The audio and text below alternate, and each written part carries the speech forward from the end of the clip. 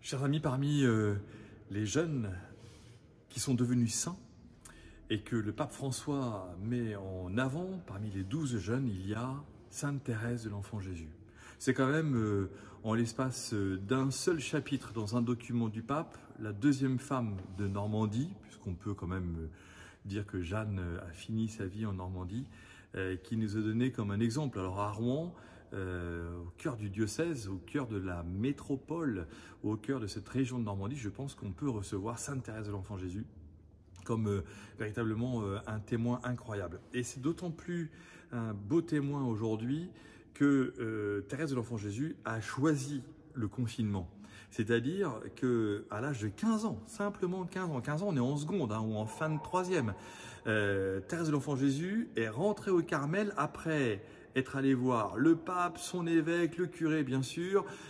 pour dire je voudrais devenir carmélite, je voudrais me confiner toute ma vie dans l'amour de Dieu. Je voudrais n'être troublé par rien d'autre que la certitude que Dieu m'aime et qu'il veut me montrer le bonheur auquel j'ai le droit. Alors du coup, Thérèse de l'Enfant Jésus devient carmélite et elle découvre ce qui va faire d'elle un docteur de l'Église, incroyable, hein, un docteur de l'Église. Elle découvre et elle nous enseigne le chemin de la petite voie, la voie de l'enfance. Alors, quand on a 15 ans, on a envie de rapidement devenir adulte. Et Thérèse de l'Enfant Jésus, eh bien, elle dit il faut découvrir la voie de l'enfance, c'est-à-dire redevenir comme un petit enfant pour pouvoir se plonger complètement dans les bras de Dieu le Père qui nous aime et qui veut nous sauver. Alors, dans ce temps de confinement, moi, j'ai une question beaucoup plus fondamentale à vous poser, à vous, quelques jeunes qui m'écoutez. Il y en a forcément quelques-uns qui sont appelés à la vie monastique contemplative. C'est-à-dire qu'il y a forcément quelques jeunes garçons ou filles qui un jour deviendront moines à l'abbaye de Saint-Wandrille, peut-être à l'abbaye du Bec-et-Loing, carmélites au Carmel de Lisieux ou peut-être au Carmel du Havre. Il y en a peut-être qui vont créer des ordres contemplatifs nouveaux. En tout cas, je veux vous le dire, nous en avons besoin. Le drame de ce confinement du monde aujourd'hui, de l'Europe, de la France, montre bien qu'en fait, nous avons perdu le sens de cette relation directe à Dieu, de ce silence de notre temps. Et nous en avons besoin. Et j'en suis persuadé, les carmélites aujourd'hui, leur mission, depuis toujours, avec Sainte Thérèse d'Avila, depuis le Carmel avec Élie, le prophète de l'Ancien Testament, les carmélites aujourd'hui, c'est leur vocation pour les prêtres, c'est-à-dire pour ceux qui sont dans le monde apostolique, ceux qui sont des curés, qui sont en charge comme professeurs d'enseigner les générations de leur temps.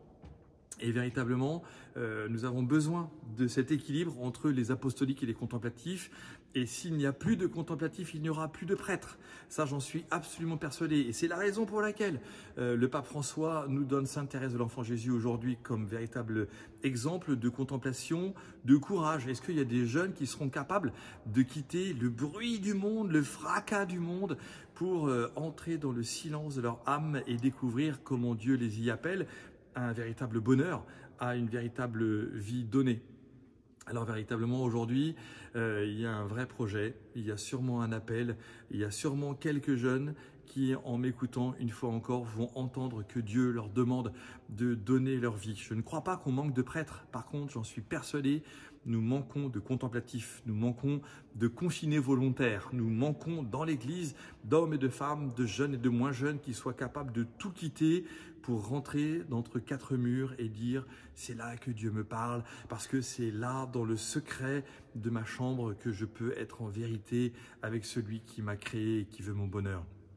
Si Sainte Thérèse de l'Enfant Jésus nous est donnée comme exemple aujourd'hui, c'est pour que nous ayons toujours la confiance en Dieu, que nous soyons dans un monastère ou dans un lycée ou dans un collège ou dans un presbytère ou dans une famille ou dans un EHPAD, mais c'est aussi parce que Sainte Thérèse de l'Enfant Jésus, il y a à peu près un siècle, simplement un siècle, a donné sa vie pour le Christ en devenant contemplative, en devenant carmélite. Je crois qu'il y a à Rouen des jeunes qui deviendront bénédictins, qui deviendront carmélites ou bénédictines, ou qui iront dans d'autres ordres religieux contemplatifs pour donner leur vie au milieu de leurs amis qui, eux, ne quitteront pas le fracas du monde, mais qui, au milieu du monde, sauront qu'ils ont quelque part dans le monde un repère de silence, dans un Carmel, dans un monastère, au fond d'une vallée où coule une rivière, en haut d'une montagne, ou dans un endroit complètement perdu, et qui seront pour eux des repères où ils sauront que de temps en temps, une fois par an, une fois tous les 5 ans, comme ils le voudront, ils pourront aller refaire les batteries de leur existence pour rentrer dans un vrai silence, pour tout quitter, comme leur meilleur ami aura tout quitté. Ils auront peut-être pleuré le jour où leur ami sera rentré au monastère, mais en attendant, un jour, ils viendront chercher chez cet ami une profondeur de leur vie, une profondeur de leur âme qui leur permettra de repartir dans le monde et d'être témoins que oui, dans un confinement volontaire, il y a un bonheur réel que Dieu veut nous offrir.